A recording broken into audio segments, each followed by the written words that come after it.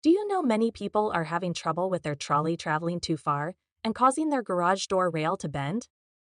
Don't worry. In this video, we'll show you how you do this. Let's start. Step 1. Assemble the rail. Assemble the rail by aligning sections on a flat surface, sliding tapered ends into larger ones, placing the motor unit on packing material, and sliding the trolley assembly toward the temporary stop. Step 2. Attach use bracket. Slide the rail onto the use bracket until it reaches all stops on the top and sides. Step 3. Tighten the chain.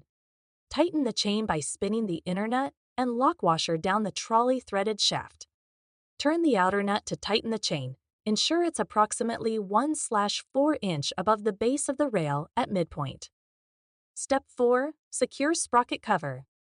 Position the sprocket cover over the sprocket and secure it with hex screws provided. By following these steps, you should be able to adjust the trolley on your Chamberlain C2405 effectively and prevent rail bending.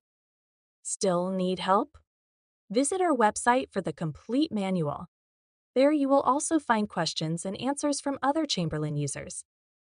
Did you find this video helpful? By subscribing, you help us continue to answer users' questions. So, subscribe to our channel.